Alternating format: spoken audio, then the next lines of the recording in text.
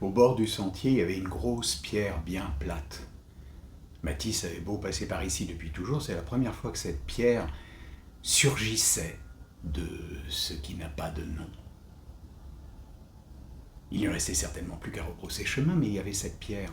Et cette idée qui lui vint à une vitesse incroyable, il la montra du doigt et dit d'un coup, les pierres plates, c'est fait pour s'asseoir. D'une manière telle que la fille s'y installa avant même qu'il y ait pensé. C'est fou, se dit-il en s'asseyant à côté.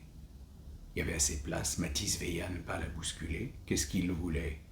Impossible de l'affirmer, l'entendre bavarder un peu, être tout près. En tout cas, il ne devait pas rester là en silence, ça il le comprenait. La fille avait l'air d'attendre, elle lui ordonnait d'ouvrir la bouche.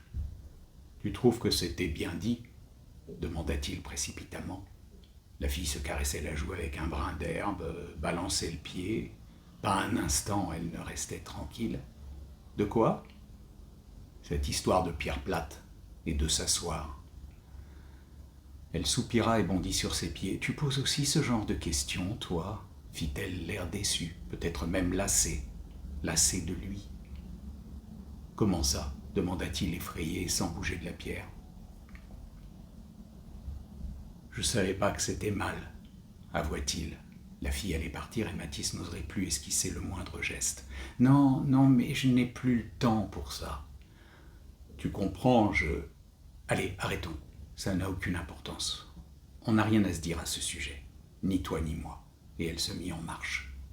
Un gentil petit signe de tête, peut-être un peu honteux, et elle se mit en marche. Mathis se cramponna à un souvenir. « Elle n'était pas comme ça, les autres, » lança-t-il.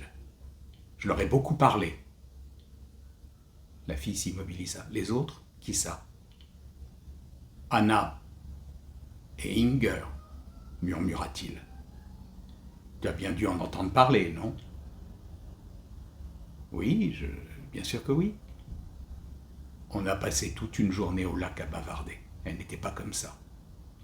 La fille revenait, le regard plongé dans le sien, l'air de regretter. Mathis sentit ses yeux s'agrandir. Qu'attendait-il ? Il l'ignorait, mais il attendait. « Tu sais, Mathis ?» Il trembla. « Oui ?» Elle était embarrassée, l'avait regardé dans les yeux. « Non, murmura-t-elle. « On ne sait pas quoi te dire. » Et en même temps, elle lui caressa rapidement la joue. Avant de repartir, vite, d'un pas léger, disparaissant en 2 temps 3 mouvements. Mathis se garda d'essayer de mettre un mot sur son état, mais tout était arrangé. Et même plus, par une heureuse fantaisie, la fille avait fait ce que ni Anna ni Inger n'avaient entrepris avec lui, ce qui assurait à celle-ci une place de choix dans son cœur. Il resta longuement sur la pierre.